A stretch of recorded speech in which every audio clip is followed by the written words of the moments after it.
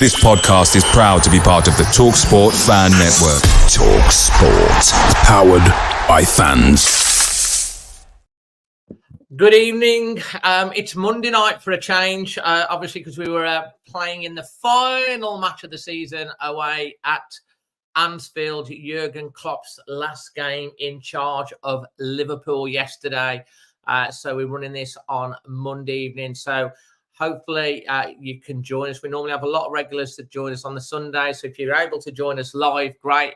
If you're going to be watching this on catch up or listening to on the podcast, welcome too. We've got fantastic guests tonight that I'm going to introduce you to. But before we get started on that, I do want to say a big, massive thank you, as always, to Creation Wolf, who power Extra Time. They can supply the industry's and latest, most advanced digital solutions. If you've got a company or a brand, they'll take your online presence and digital capabilities to the next level. You can find them on creationwolf.com. Now, in this particular video, we are going to be talking, of course, looking at the talking points from the game yesterday. It finished Liverpool 2, Wolves at 0. Man of the match, performance rating, highlights. Looking at what now the season's over. There's a charity game organised by the Fancast at Molineux for Mind Mental Health that's going to be taking place on Friday. And we're going to be, the fun question that we're going to be asking is what everyone else's other sports or any other sporting anecdotes they want to share with us. So without any further ado, I'd like to introduce my guests this evening. We have the voice of reason. He is back. How you doing, Jack? Yeah, not too bad. Yourself? Yeah, I'm not too bad. You now, I've just been talking to Jack offline and he's been telling me that he's got under a lot of stress at the moment because you're a teacher and you've got the dreaded Ofsted in tomorrow, ain't you, mate? We have, yeah. Obviously, we had the call this morning, so it's not panic stations at work because we kind of know what we're good at and we know what we're doing, but it's kind of, there's a little bit of nervous energy, should we say, around at the minute. So it's about channeling that into the right areas. And I think sometimes you can almost do too much and you can kind of veer off what you normally do to try and make an impression. So, excuse me. They literally just give you a day's notice. Yeah. They literally call and say, we're coming in tomorrow and this is what we want to watch. And this is what everyone is in, panicking, running a little around. bit, yeah. It's a bit like, the scene in The Office when the fire alarm goes off and Michael Scott comes out and goes, everybody's like, it's a bit like that. So, but yeah, fingers crossed it all goes well. And I'm sure it will do. So, like I said, I think well, mate, to be honest, after all the stress and everything of the season, you think, you know what, have a bit of calmness now. And then the next day, Ofsted are coming in and you've got to worry about that. Well, we had SATs last week with the year sixes, and that's obviously, that brings its own challenges. And then you're thinking, okay, we've got a week to go until half term. Let's just have a nice calm ending to the half term. But there's a big spanner that they've just thrown in. So, but it's been due for a while, so it's good. Get it done. Fantastic. Great to have you join us. We have also got Mr. Smiler back on, otherwise known as Cheerful Chris.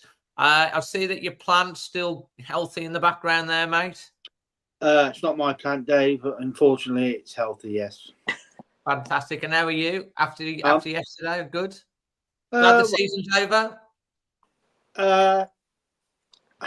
Yes, I'm glad the last segment of the season is over. I pretty much been saying what I thought was going to happen, and it bar a sort of scrappy win against Luton, it pretty much went the way I thought it was going to. So I'm glad that's finished, and look forward to what the summer brings us, I guess, with a bit of trepidation, but we'll see. Absolutely, mate. And we've got, joining us again, representing the youth, we've got young Lucas. Lucas digging out the old red strawberry Wolves shirt tonight, mate. How are you?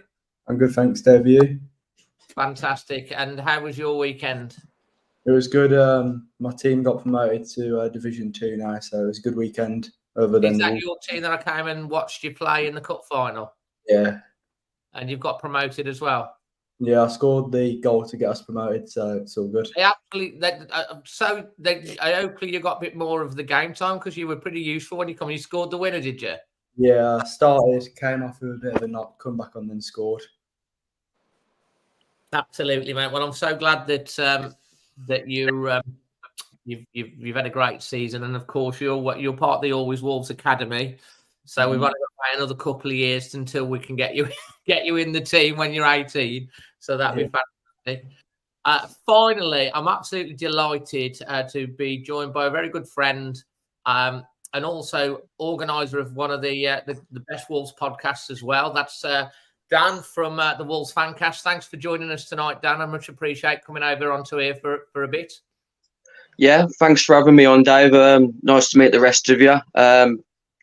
Wolves is our team, isn't it? Season's ended a bit sour, but we go again in the summer. We do. And the reason I've got Dan's joining us tonight as well, because, Dan is a bit of a fundraiser as well. He's got a very big passion to help with mental health.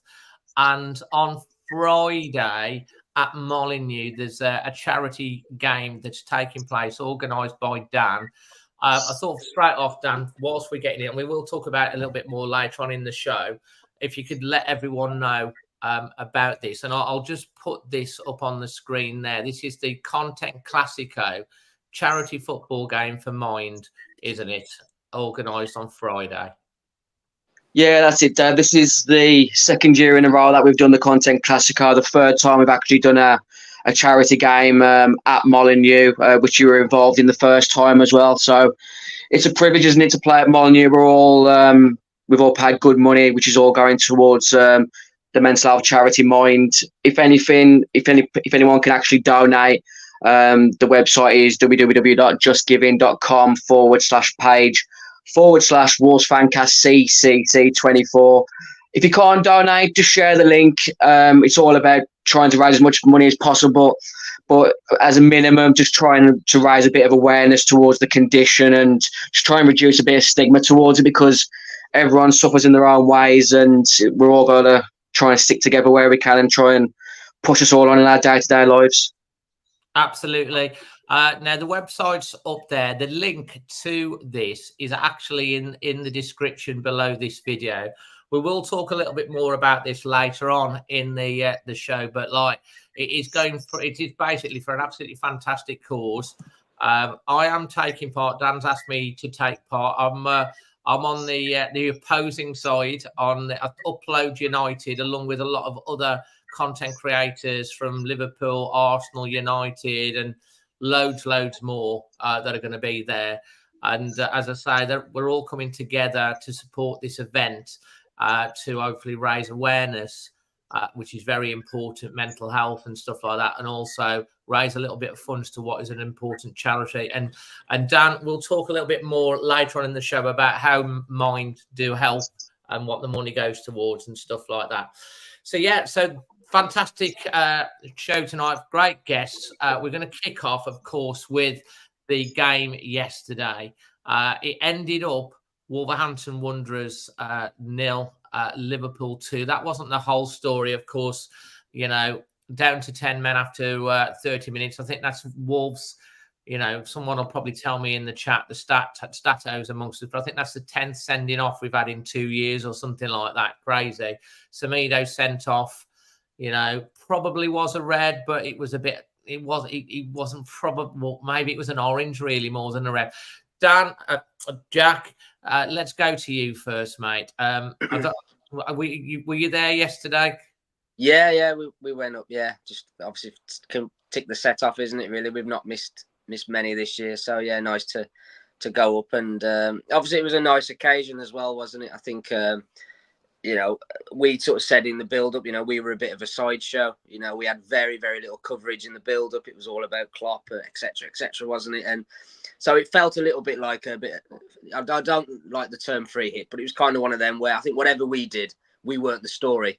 If we'd have gone there and won 5-0, it would have still been about Klopp and Liverpool. And so it was kind of, let's just go and see what we're capable of and test ourselves against a really good side. And actually, I know you mentioned the red card there. I thought 11 versus 11, our game plan was working. We were keeping them fairly contained. We had a couple of decent chances on the break. But yeah, the red card completely sort of flipped the momentum. They got a lift. We had to sit back. We had to change the shape slightly. And we just didn't really recover from that, did we? No, I mean, Chris, I thought for the first sort of like 28 minutes, we were doing okay. I thought we were doing okay. I thought the performances haven't been brilliant the last few games, but I thought we were doing all right. I thought Semedo was having a really good game as well. Obviously, the red card kind of changed the game straight away. It's hard enough playing away at Anfield against Liverpool anytime, especially on the occasion of Clough's last match. They desperately want to win, and then we're down to 10 men. And then for about 10 minutes after that, we're a bit all at sea. But the second half, I thought we did really well and actually created a couple of decent opportunities as well, Chris. Yeah, I thought, in general, I thought that the performance was okay. I mean, it was a red. It was a definite red. And unfortunately, that kind of, the game was up after then. We weren't going to really get much out of the game. I do want to mention the manager's substitutions. I thought, yeah, absolutely. I thought he missed the trick. I thought the minute Semedo went off, we should have brought Doherty on, and it proved when Doherty came on, that left-hand side that they were attacking us down, it stopped. Bellegarde wasn't really covering the fullback when he was the winger, and Semedo was getting over on a little bit, although Semedo was handling it quite well. And then I can't, for the life of me, fathom out why the manager thought, I don't know, I'll play Bellegarde. It was right back. I get the break-in from attack mode, and he's got the pace, but I think it was a poor tactical decision.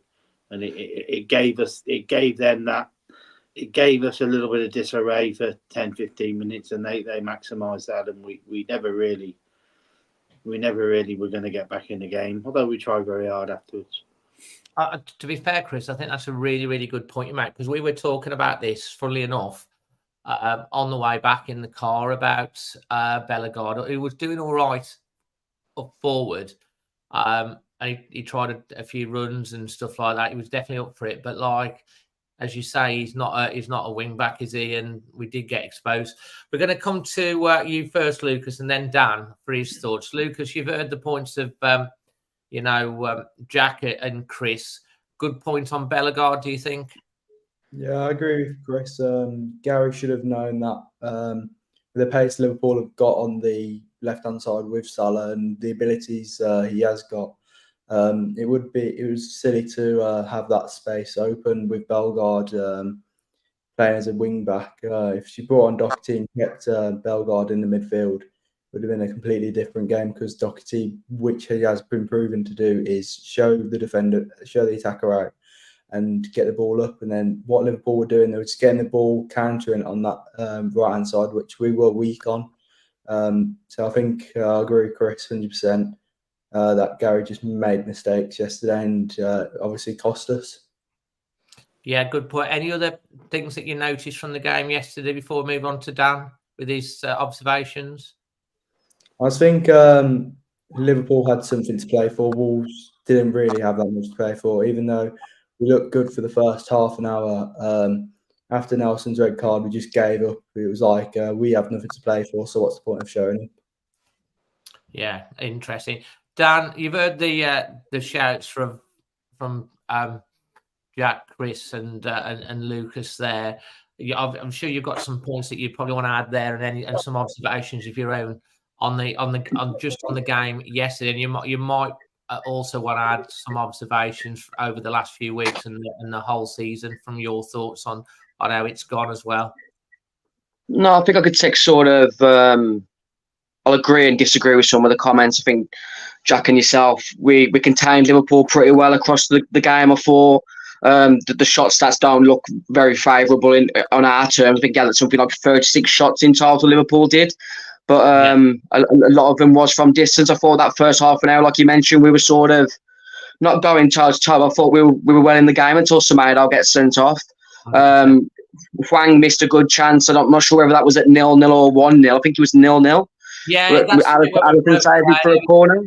Yeah, he was he was put through. It was a good break, wasn't he? He got through on the left. He was a little bit wide, and he kind of slightly mishit it, and the keeper turned it round for a corner. I don't know whether it was just going past the post, but that was a good opportunity for Hwang, really, with his pace and strength, which probably he should have done a little bit better with. But yeah, you like, what did you make of the red card itself? Definite red card for you, or was it one of them?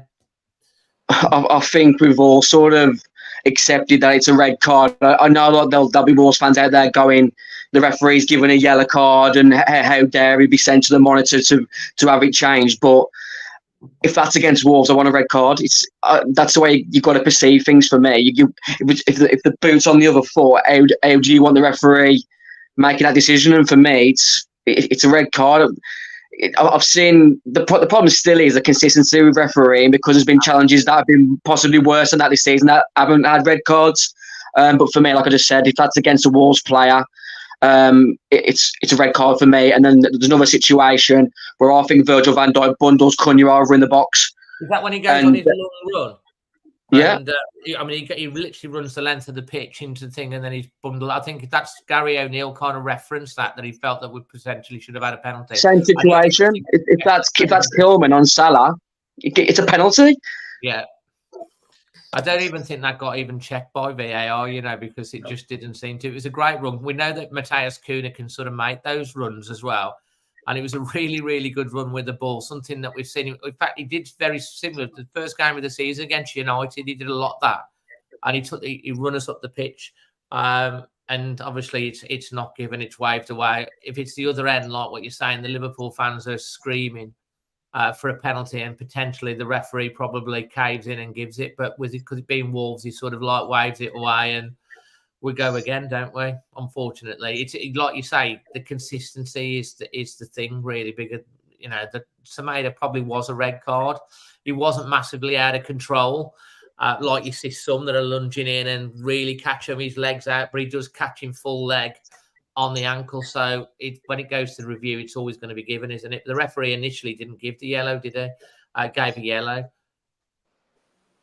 Yeah, exactly. It's annoying because we all just want the game to be refereed once, but there's constant situations there where the game's being re-refereed by guys who are 40, 50, 100 miles away in a flipping little studio in Milton Keynes, and it's turning the game south. They probably made the right decision in the end, but I still feel like the referee who's the man in charge on the day has more of a feel of the game than some guys 100 miles away. Can we go back to the point about Gary O'Neill's tactical subs? Because I understand where sort of Colin and Lucas was coming from, saying that it was a bit frustrating not bringing Doherty on sooner. I think Lucas mentioned about the sub not being made earlier probably cost us on the day. We got beat 2-0 by Liverpool. We've playing with 10 men for over an hour. If you would have brought Doherty on and we would have lost that game 4-5-0, then you would have blamed Gary O'Neill for bringing that substitution on. Then for me, I applauded his bravery and still trying to give Liverpool a game on the counter-attack instead of just rolling over and losing 4-5-0 with Doherty at right back. It's a really good point, actually. Chris, do you want to come back on that? Because you made that first point about Bellegarde. I think that's a really good point. I don't think keeping Bellegarde on the pitch would have kept it at 2-0 anyway. So I don't really agree with that at all. I think that we did. We lost 2-0. Eh? But we lost 2-0, so that's the situation, isn't it? He kept Bellegarde on. Yeah, we took him off. Yeah, what time did he take him off? About 61 minutes. So he played half an hour with Bellegarde at right back. Do you think Bellegarde's a right back? Yeah. Well, I've not said that though, have I? Well, you just said that you'd rather him play instead of Doherty. I'll just give you an example that for a half an hour, Bellegarde was playing right back and we lost 2-0. Doherty played right back at half an hour and we lost 2-0. We didn't lose any goals when Doherty came on the pitch. You just answered your own better. We were still trying to give Liverpool a game instead of just rolling over. I don't think bringing Doherty is trying to roll over the game. It's stemming the flow of attack. Actually, we still lost the same scoreline. Yeah, we didn't make it worse. I think it's an interesting one because I think what Dan's trying to say is like the way he tried to get the attack in. I mean, I thought we had some really good opportunities in the second half with Doherty on. I mean, he did score actually. He was fractionally offside. Pedro Neto came on and probably gave us a little bit of something. I don't know how close was that offside, by the way, with Doherty, because I haven't watched it back. How close was it? Because it seemed to take for an age. Not that far, Dave. It was minuscule, really. It was not much. They're saying if it had been the new system, he probably wouldn't have been off, but it isn't, and it was. So it was a good edit, to be fair. Jack, obviously coming back to you on something. Ryan Ait-Nouri, second half, he passes it to Matthias Cunha when he's cut inside the keeper. Why didn't he shoot? It looked to me, if that was me, he's done the hard bit. He's took the keeper out the picture, just chip it into the net, and he passes it to Cunha. Is that just because he's not a striker? I was kind of going to make that point. Yeah, I think we've had a couple of situations. I think if you go back to sort of when we played Villa, and Ait-Nouri went through, didn't he? And he sort of smacked the ball straight at Martinez. And then the week after at Burnley, he went through on goal, didn't he? And hit the goalkeeper rather than sort of. He's not necessarily got that composure yet. For the like you say, a seasoned striker, when they're cut inside and the defender commits and the space just opens up, they just take a breath and they just pick their side, don't they? Whereas Ait-Nouri was a little bit not sure what to do. And I think he saw Cunha and thought, he knows what to do. I'll just give him the ball. But Cunha wasn't expecting it. No. So took a touch to try and settle himself, by which time Van Dijk's got back across and the chance has gone, hasn't it? So, I mean, the only disappointment for me really with Ait-Nouri is we didn't get to see him and Neto together on the pitch. I thought that would have been nice for the last 15, 20 minutes, because you could see the difference Neto made as soon as he came on, because they dropped 5-10 yards back so they didn't get caught, and then we had a little bit more space to play in. Boubacar Traore was great when he came on because he just got in the way. He was disrupting their flow and he was bringing us forward up the pitch. So, that Ait-Nouri chance / Cunha chance was a really pivotal moment for me, because it could have set up a very nervy finish. But it's just one of those things. I think we're going to have to take that with Ait-Nouri. He's a really talented, skillful footballer, but sometimes he just doesn't have that just breath and just that composure just to go, right, what do I need to do with the ball here? He's kind of looking all the time and thinking, have I got a trick? Can I? And we've had players like that in the past, haven't we? Where, you're sitting there thinking, just take a breath, but they just don't do it, do they? And that's what you get with footballers. If he was, what is he, 22? He's only a babby, isn't he? If he got the ability that he's got now and that composure as well, he'd already be playing at Liverpool, Manchester City, Bayern Munich, those kind of teams, wouldn't he? So it's up to us as a football club to kind of get him up to those levels in those kind of moments where he's not quite as strong. So, but there's no doubt there's a really good footballer there. Yeah, I think he tried to do the right thing in some ways. He thought, well, he's pass it over to Cunha and he'll have a tapping, but I don't think he saw it. But he saw the goal that he scored against Coventry in the Cup. He didn't even think, bang. He just came to him and he smacked it. He opened it up. He knew what he was going to do. And then I think at the last minute, he changed his mind. And I was like, I swear the goal was late. And the keeper he'd sent him, he only had to put it on target, really. It was in. Lucas, I mean, from your point of view with that, do you think that was a missed opportunity? I mean, at the end of the day, second half, I thought we were fantastic against Liverpool with 10 men. I mean, when we went 2-0 down in quick succession, 2 goals in 5 minutes after the adjustment, and Liverpool got that one with, I think it was McAllister, or was it that scored the first one? And then it was bundled in the second one within 5. I thought, here we go, it could be 6, 7, 8. So I was really, really impressed with the second half. And the fact that we did create a couple of opportunities, obviously the Doherty goal just offside, good header, and then the one from Ryan Ait-Nouri as well. A couple of missed opportunities. At the end of the day, obviously the game, it kind of it was a meaningless game other than winning maybe a couple of £1 million, which would have been nice. How did you think you feel about the second half and how we performed? I think we played really well. If Cunha scored that, I think we could have got another one, and then it would have been a great game to watch. It was the second half, but I think if Cunha scored that chance, then we had the passion, because the fans would have got behind the players like usual. If we got one, they would have got another one 100%, and gave Liverpool a good test, which we did the second half, but we needed that one goal that Cunha missed. Absolutely. Dan, just coming back onto you, Ryan Aitnouri, do you think he'll be here next year? And also, I think you put a tweet out earlier on. I think I saw a tweet about Pedro Neto, 60 million or do one. I think you were saying basically, weren't you? That's pretty much the gist of it. I put it out over a week ago. I've been saying it for about 2 or 3 months on the Fancast. Is that you look at the wingers in the Premier League this season? Anthony at Man United, 89 million. Mudryk at Chelsea, I think, was 83 million. Sancho, 79 million. Even if Pedro Neto was injured for 25% of the season, he still does bigger numbers than those three that I've mentioned. So anything less than £60 million for me is really bad business. He's got 3 years left on his contract. The clubs that are going to come in for him, they'll have bigger squads, so they'll have the option to rotate him, so he's less likely to get injured. We don't need to sell him because he's got 3 years left on his contract. It's £60 million, or go and find yourself another winger.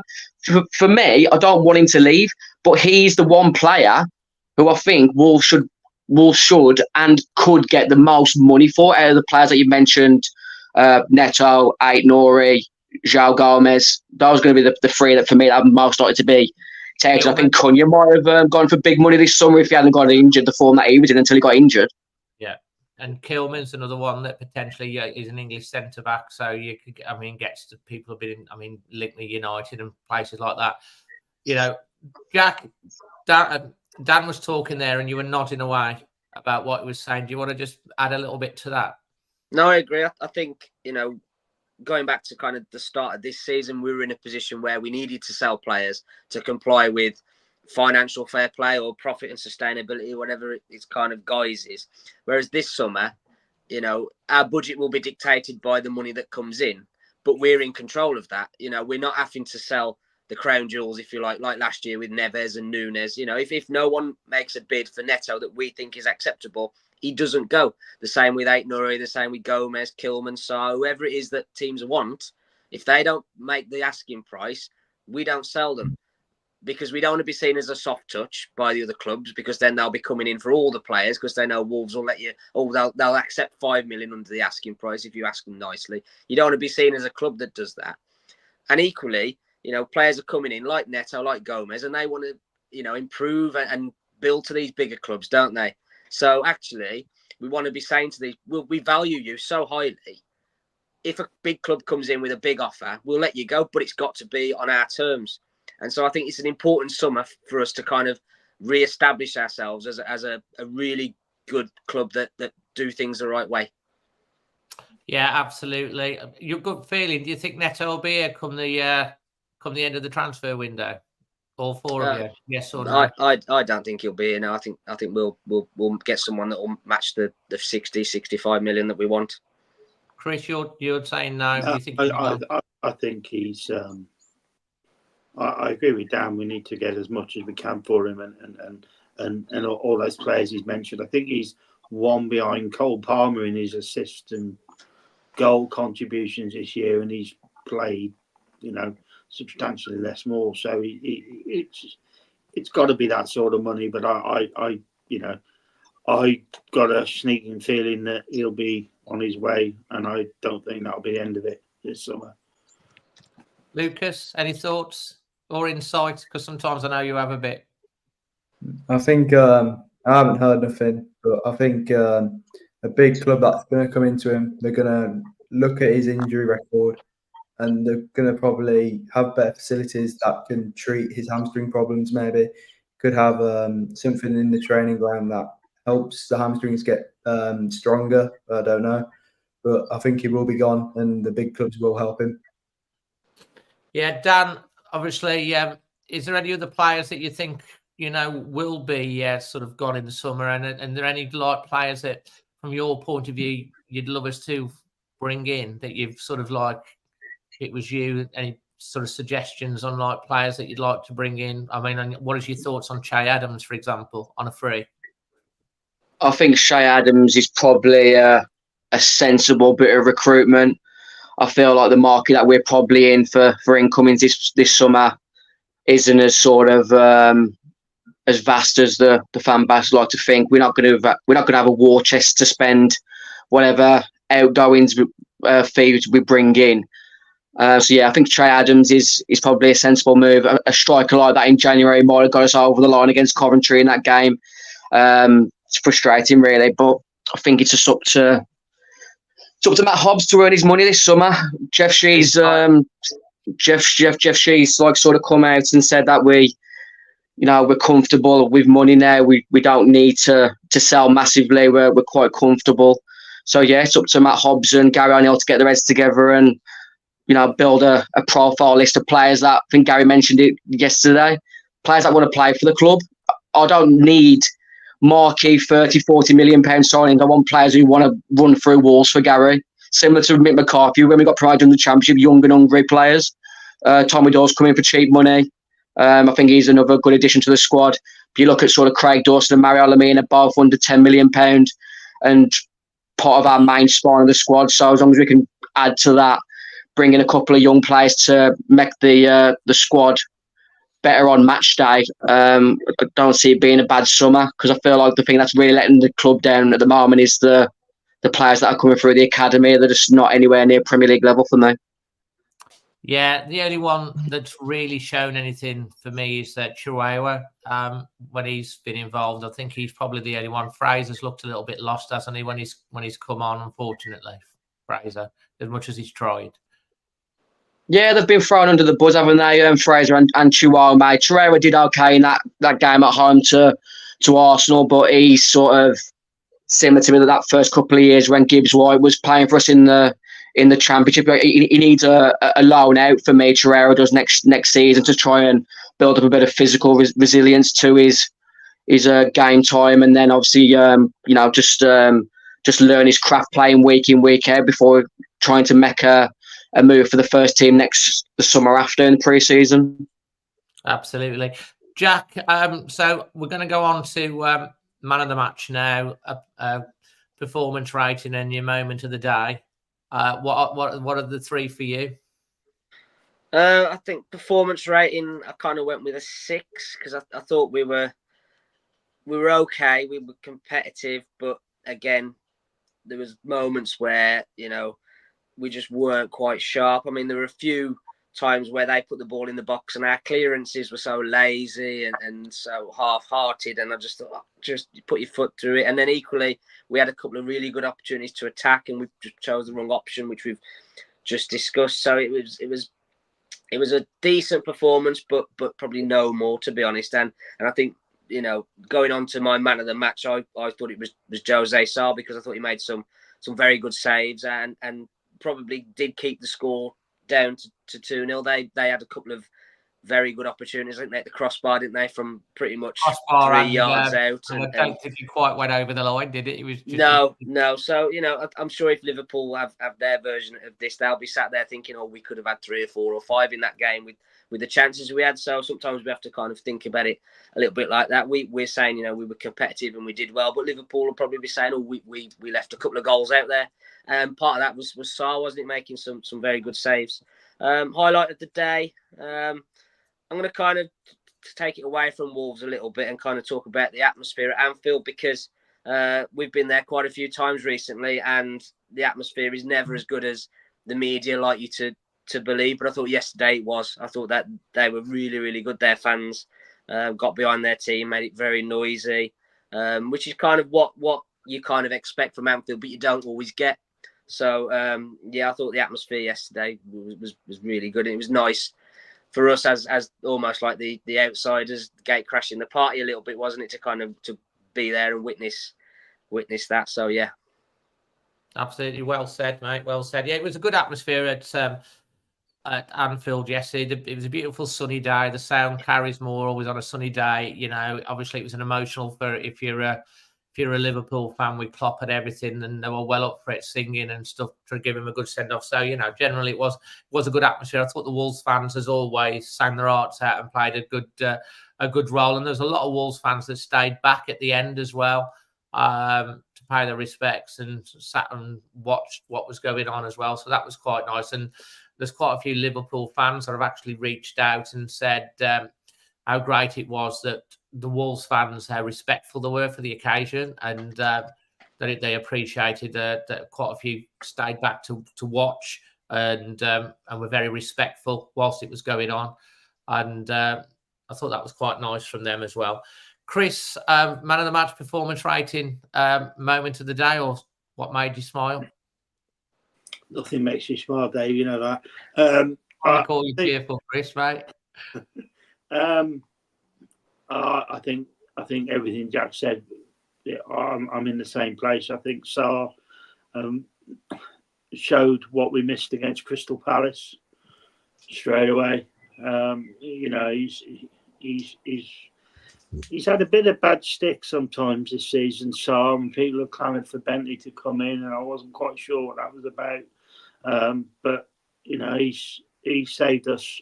He saved our bacon on quite a number of occasions. So I agree with Jack, and it's a 6 or 7 for me. I think, you know, the 6.5 then.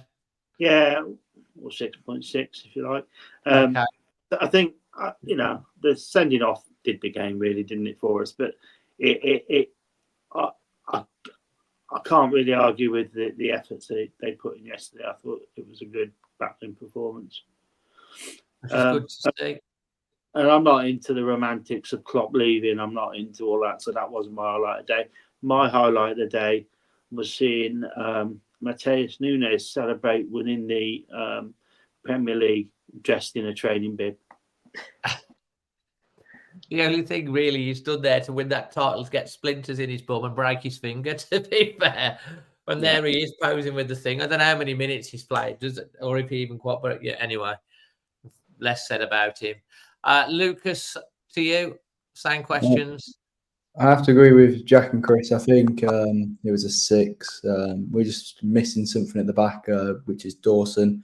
That leader qualities, we're just missing that. Somebody that can get the defence under control when the teams are causing the pressure, and getting us out when we need to be. Because I don't think Kilman has good leadership qualities yet. He might in a few more years, but he just needs some experience at the side of him for a few more years. Would you have Kilman as captain next year, or would you make the change? Because a lot of people said about Kilman, like with the captaincy, he's not very vocal, is he? Would you stick, or would you? Sometimes, like, you see people that have got that responsibility, and it really weighs heavy on them. Or would you switch it up as someone like Lamina or Kuna or someone like that, or even Dawson?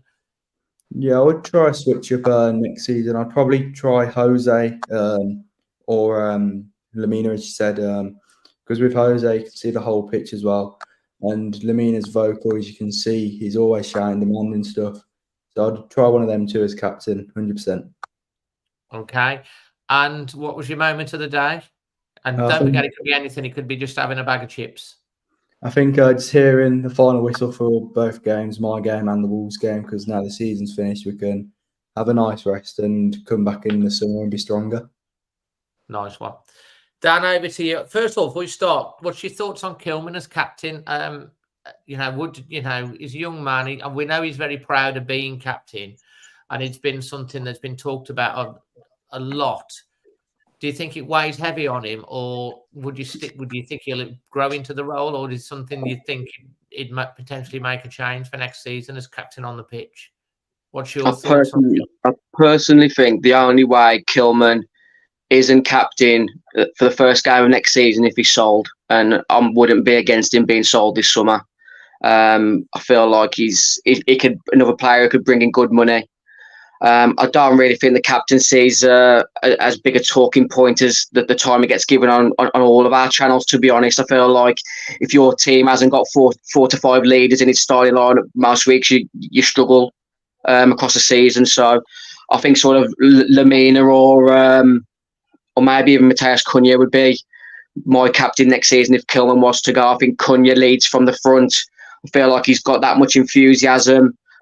He's obviously a good character within the dressing room, similar to Mario Lamina, but I don't really feel like Kilman's done himself a disservice. Everyone used to slag Conor Cody for being the shouty man, and now you've got a calm and relaxed captain. I don't know what everyone wants as a fan base. You can't have both. I feel like Kilman does a good enough job. He has missed Dawson next to him from an organisation point of view. Better with someone like a Dawson or a Cody next to him, he seems a lot more secure. Yeah, same situation. I mean, like Craig Dawson's been called for numerous times to be captain, but I don't feel Craig Dawson as a person needs that armband to be the leader in that defence. It's just one of them. I feel like it's too big of a talking point.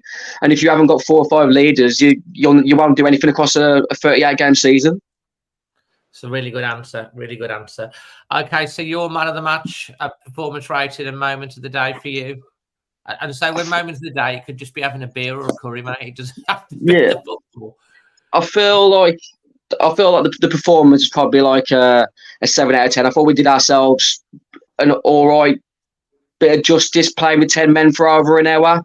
We had chances on the break, like Lucas mentioned. That chance Cunha had to make it 2-1.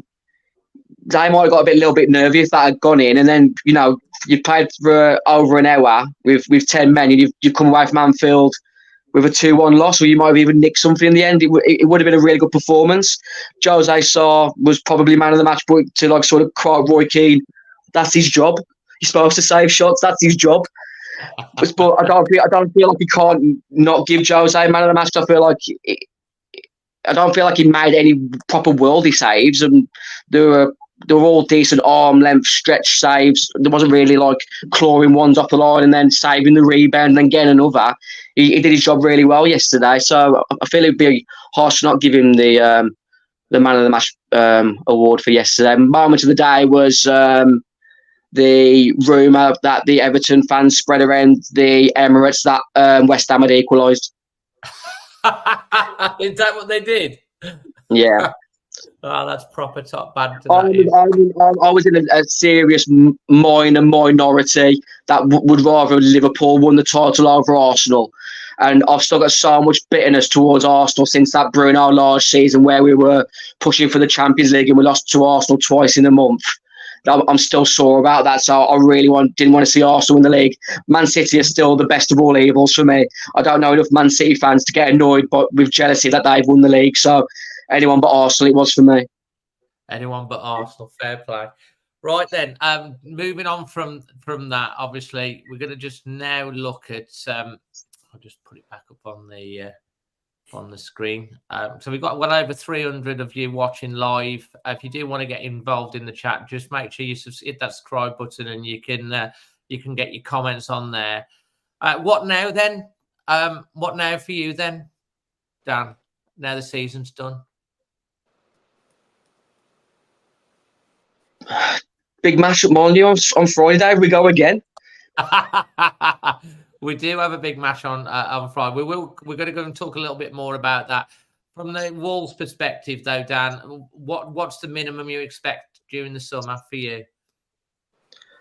I think it's get rid of us the marquee name players that are out on loan, get them off the wage bill, try and get good money in for them. Fabio Silva, Gonzalo Guedes, we need those two to get off the wage bill this summer and try and get some good money for both of them. Armin, I don't know what sort of percentage with the fan base at the moment because he's been in that good form recently, was a key player in knocking Villa out of the Conference League. I'd have Daniel Podence back, but I feel like the ship's probably sailed with Daniel Podence, so that's another player we need to try and get. Agreeing with you there. Paul Williams there says get Podence back. I think, he did have a little bit of a... Podence can have a little bit of an attitude. I mean, remember the pre-season, I think 2 or 3 years ago, and he started 2 fights and something like that. He is a bit feisty. How much do you think we could get for Podence? 10, 15 million? Or do you think Gary O'Neill would get him back and have a chat with him? And because on his day, he can be a really, really good player if he's really motivated. But he can throw his, rattle out the pram, can't he? As well. Yeah, he's a little shit like me, Dave, but that's what I love about him. But I think it's been reported that he's got a €6 million release clause or an option, but Olympiacos don't want to play. For me, €6 million is a joke of a fee for a player who's got the ability that he has. He's so forward thinking. He never wants to go backwards or sideways. He always wants to create something. Like you mentioned, he's feisty. He's always tenacious. There'll be games, for me, similar to Pablo Sarabia. There's certain styles make certain games. You need players that can unlock defences, and we've struggled against teams that play with the low block for so long now. I feel he's that sort of player that Wolves need. But when the games where you need to sort of be fast on the break and be a bit resilient defensively, he probably doesn't fit that style of play. And then you look at sort of Fabio Silva, don't you? And I think Jurgen Mosquera got mentioned in the comments earlier. It seems like he wants to stay at Villarreal. It's a big summer on outgoings. How much money we can get out the door will be key to what allows Matt Hobbs and Gary O'Neill to bring in the players that hopefully Gary asked for and not is given. Like that's what happened to sort of Bruno Lage, really. He got sort of forced to have Gonzalo Guedes, and that was like £30 million of our transfer budget. That was massively swept away. So they need to get the window right. It's massive. And obviously Matt Hobbs has come in since then, and he's done a reasonably good job since he's come. But it is a really big, pivotal summer. I'm going to just ask you three all the same question, and then we'll move on a little again. Daniel Podence. It's obviously the season's finished with Olympiacos. He is still a Wolves player. He's been loaned out. He will have to come back to pre-season to Wolves. Jack, would you integrate him back in the squad if you were the manager and he was kind of motivated to, giving him a fresh start? What would you say? Or would you just try and get as much money? I also think 6 million is not very much for Daniel Podence either, for someone of his ability. No, it's probably on the low side, isn't it? But whether we did that in order for them to take him on loan because we wanted the wages off the book, sometimes clubs do that, don't they? They give quite a low permanent option just so that the loaning club will pay a higher chunk of the wages when they go out on loan. It's a difficult one. I've never kind of disliked Podence's ability, but I've always kind of had a bit of a thing with some of his attitude and some of his antics, some of the diving and the sort of, that kind of thing, which, we can all kind of get on our high horses and things, can't we, and kind of come across as holier than thou. But I think it rests on O'Neill, really, doesn't it? I think if O'Neill sees a player there that he thinks he can work with, and there's a player there that wants to come back and work with O'Neill, then there's no reason why he can't work. But it's got to be, both parties have got to be open to it, haven't they? If O'Neill doesn't want Podence, they've got to move him on. If Podence doesn't want to come back, then you can't force him to come back and kicking his heels and sort of wasting and prattling about in training and stuff like that. So if both parties are willing to kind of have a go, then why not? But personally, I don't think it's something that's going to happen. Chris? Dave, we spent the last 5 months bemoaning that our squad is too small. We haven't got players. We've got no changes. We've got nothing to change the team. Nobody to bring on, nobody to change the game, nobody to do anything different. So if this lad isn't going to be sold and 6 million's a joke for him, then I think we should be trying to utilise him. Unless it's irreparable, whatever's gone on with him, and he's the person that O'Neill's referring to. I don't think it is. I think it's Fabio Silva. I think we should be trying to make use of him. He's much better for us, I think, in our squad than 6 million quid in the bank. Like it. Lucas, your take? I think during pre-season, give him an opportunity, give him the option. Do you want to come back to Wolves? Give us a go. If not, let him go. Offer him to Olympiacos and say, he doesn't want to play for Wolves. Do you want to have him? And then if he says, okay, we'll give it a go, put him in starting for a few pre-season games. If he doesn't fit our play style, just say to him, you don't fit. Did he fall out with Gary O'Neill, or was it Lopetegui that he sort of all started to go thingy? Was it O'Neill or was it Lopetegui where the attitude started? I don't know. I mean, Gary, he went. But I think it was Lopetegui. Was it? Yeah. So it might see it as a fresh start under Gary O'Neill. And Dan, I'd say you'd have him back then if you could. I'd have him back, yeah. Like I've said, he's like Chris just mentioned. Chris just mentioned. He's look at the times that we've had to sort of call upon like Torreira this season. If it would have been sort of Sarabia or Podence coming off the bench in that sort of same position, I felt like we would have sure that's more of a benefit than what a current academy player is.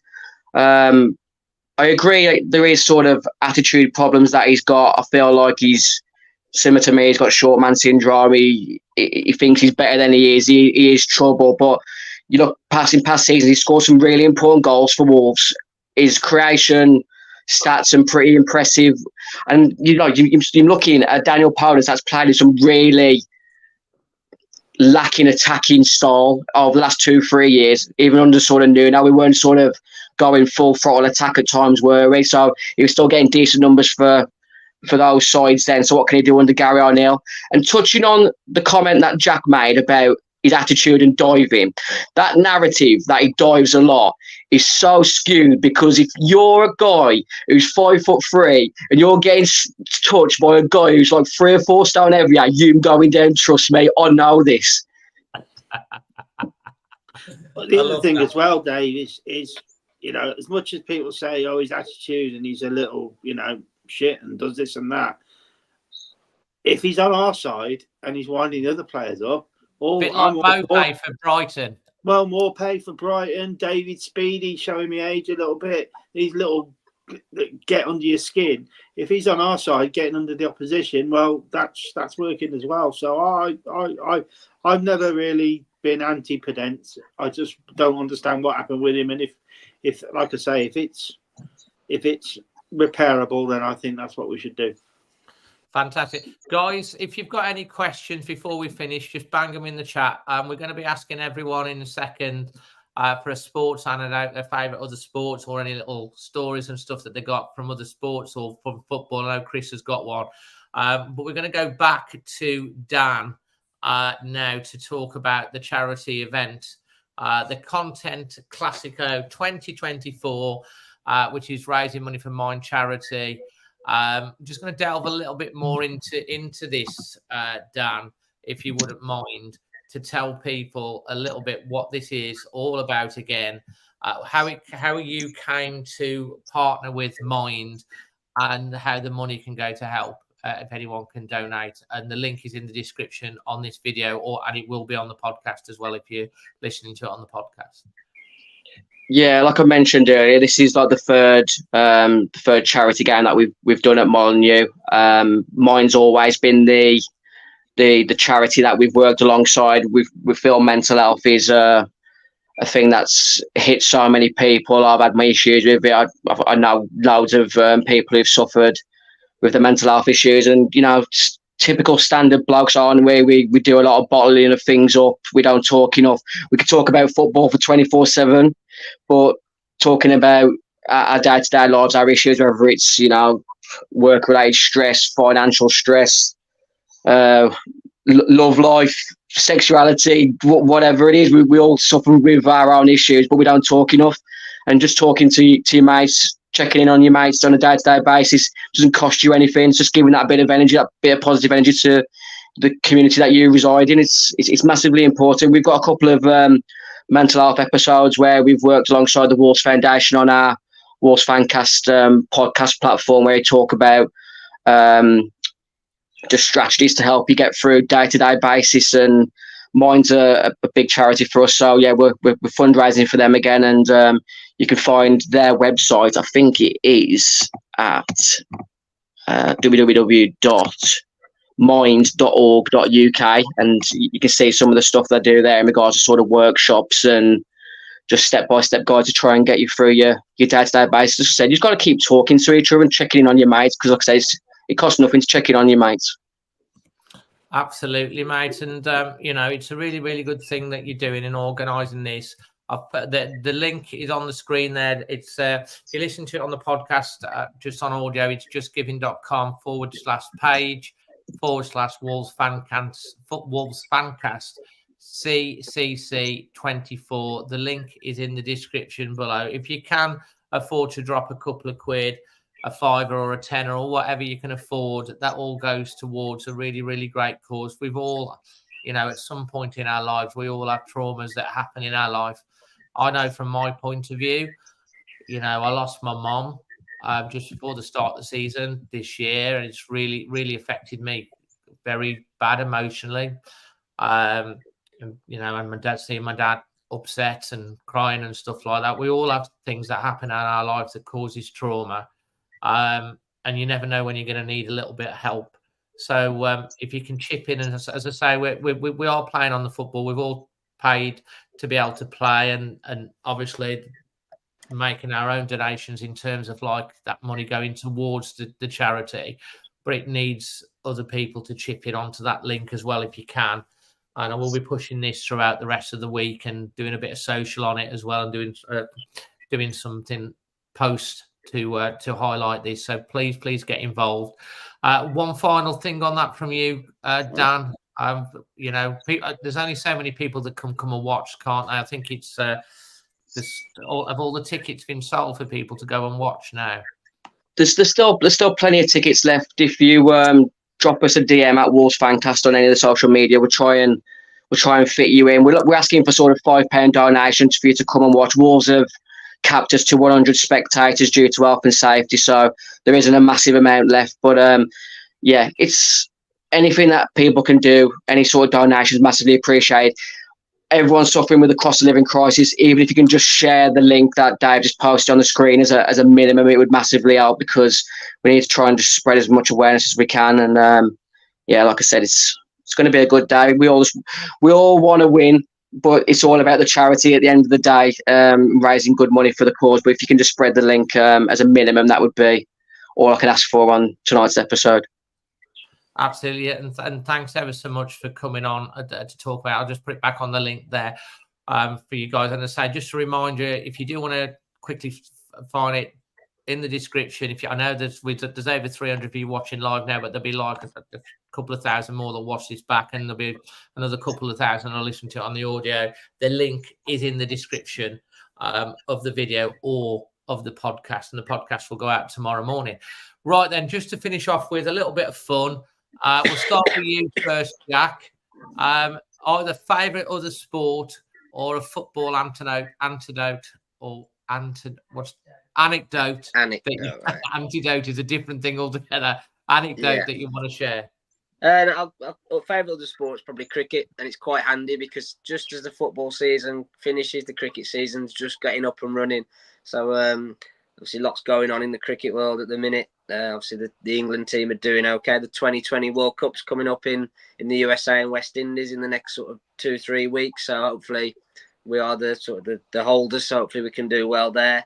And I think cricket there's a nice overlap. So I think if people are looking for something to do over the summer, get yourself down to Edgbaston or New Road, depending on which part of the Black Country you're from, and go and support some cricket. Nice one. Chris, now you can go your favourite other sport, but I do want you to tell everyone about your ultras thing, because I think that's quite cool. Well, favourite other sports, obviously F1, as you know. So I'm going to Silverstone this summer for the British Grand Prix, part of Army Motorsport, which I support, the company I work for support. Cricket as well as Jack. I was at Lords on Thursday, just gone. Managed to get in the green room and sat underneath the picture of Rachel A.O. Flint, and had a picture of it in one of the posh chairs in the big change room. That was quite interesting, walking around there. Cricket wasn't very good. It rained most of the day, but that was fine. But yeah, the ultra thing that you're referring to. So I'm going over to watch England in the Euros. 13th of June, start on the trip. I'm also meeting up with the ultras from Fortuna Düsseldorf. That all sounds very dark and sinister, ultras. It isn't. Ultras are just really what they call supporters clubs. But I'm going to have the wording they've used, direct translation, because I speak German, is interview with them. But I don't really think it's an interview. I think it's a chat. Because what I want to try and do is go and watch Fortuna Düsseldorf play a couple of games next year. Why is Düsseldorf for you such a... Because people won't know. Why is that? Well, I lived in Düsseldorf from 1976 to 1986.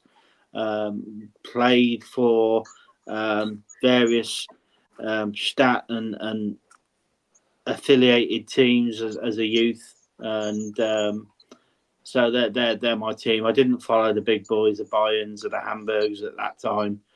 or Mönchengladbach, who are also close. I was a Dusseldorf fan. They're very much where a yo-yo club like Wolves, and it's a one-city club, so they're very similar in kind of stature. So I want to try and get over there and watch them play, but it's quite hard. You can get a nice ticket side of the pitch and just go and watch a match, but I want to be in where they've got the megaphones and drums and all that lot, and it's quite weird because that's not controlled by the club. All those seats and access into that area is actually controlled by the ultras, and it's all done. You can't get in without speaking to them, and they self-steward it and everything. So I'm going to meet up with those guys and try and organise getting out there next year, and hopefully, come the 27th of May, we'll have won the playoffs, because they're in the playoffs to get promoted back to the Bundesliga. Mate, if they ask you to smile, though, you're done, aren't you? Literally. If they give me a bratwurst or a currywurst, I'll smile, mate. Fantastic. Lucas and then Dan, other sports, football anecdotes. And congratulations on your promotion, Lucas, and the cup win as well. Thank you. I think since Christmas I've been watching darts, and I enjoy playing darts as well. So I think darts is up there. And I'm starting to watch a bit of golf, because I want to start a bit playing it. I go to the range every so often, but I want to start playing it properly. So golf as well. Golf as well. And what about you, mate, Dan? Any other sports that you partake in or watch? My favourite sport, apart from football, is boxing. I feel like the politics of boxing over the last however many years has been soured with with some poor judging scorecards. But I felt like Saturday night's fight between Fury and Usyk was another decent fight. I met Floyd Mayweather a few years ago, and he's still one of the most amazing people I've ever met in person, similar to like meeting Nuno. When you're in the presence of someone and they make you feel an extra foot taller, I'm all for being around those sorts of people. And for just a quick anecdote, because I don't want to bore people, Chris mentioned Rachel Hale-Flint a minute ago, and got to be about 10, 15, maybe 20 years ago now, we used to tease my dad that he used to fancy Rachel Hale-Flint. And every time we saw Rachel Hale-Flint outside the Molineux, we'd ask her for her autograph and make her sign it out to my dad. So I thought that was a nice little anecdote, mentioning Rachel Hale-Flint. Absolutely brilliant. Fantastic. For me, obviously, those of you that know, when I was younger, I used to play a lot of table tennis, played table tennis for England, actually, and played a lot of county. But these days, if I can get the chance to go and play someone at tennis, I do like my tennis. Went to Wimbledon last year, which was great. We actually got tickets for the women's final and the men's doubles final at centre court tickets, which is hard to get. You put into the ballot and you just hope, and we got in there. So if anyone have a game of tennis or a tennis, just let me know, because I'm always up for a game of tennis over on West Park. And it's good it gets the old heart going as well. So finally, just to finish off on, what are you looking forward to most, Jack, now the football season has finished? And then we're just going to, just a short paragraph and before we close. Yeah, I'm quite looking forward to the Euros. I know we just said the football's finished, but it hasn't quite, has it? I mean, the football never really finishes, does it? And I was talking at work earlier, and they're having a go at me because I genuinely think England have got a really good chance of winning the Euros, and they go, we never do, but I think this time we might just have a good chance. So yeah, looking forward to that. So that's obviously a couple of weeks off, isn't it? And then we'll start looking forward to that. I always love a major tournament. Oh yeah, absolutely. Is that similar to you, Chris? Well, obviously I'm going. I'm looking forward to it. I mean, what I'm looking forward to this summer, I think more with hope, is this big reset that we all think needs to happen. I think we need to address all of this loanies, players out. We need to get the squad. We need to strip it all back and rebuild it, and start again with O'Neill and let him have his magic wand on the team and see where he can go. And I'm really looking forward to that happening. I'm really not looking forward to it not happening. Absolutely. Well, time will tell. Lucas, final words for the summer for you. What you're looking forward to? Just having a nice rest. Been a long season. It's just nice to have a rest, watch England, then restart it all again in August. Nice one. And finally, to you, Dan. Lucas, you should have been resting at your age. This shirt's older than you.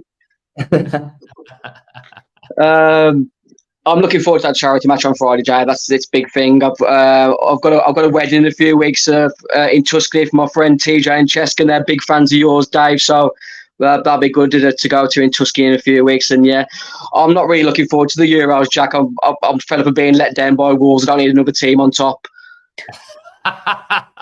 Again, yeah, it's always like the same with England, isn't it? Let's hope it'll be different this year. But a bit like Wolves, you can't count on it, can you? Guys, listen, thanks ever so much for joining. We've done it in one hit tonight, just over an hour. I hope you've really enjoyed it. Obviously, it's Monday night, a bit different to the normal time that we do this. Thank you ever so much to Jack, Chris, Lucas, and to Dan coming on and making his debut. Just to remind you again, the charity match is Friday. It is a big fundraiser for Mind. Please, over the next few days, when you can, donate if you can, support it if you can. And if you have got mental health problems or something, at least reach out to someone to help, because that's the most important thing about that. And so, yeah, from all of us to all of you, all the best wishes. Love and best wishes to all of you, wherever you're watching or listening to this back or watching it on catch up. Always Wolves. Always Wolves. Always Wolves.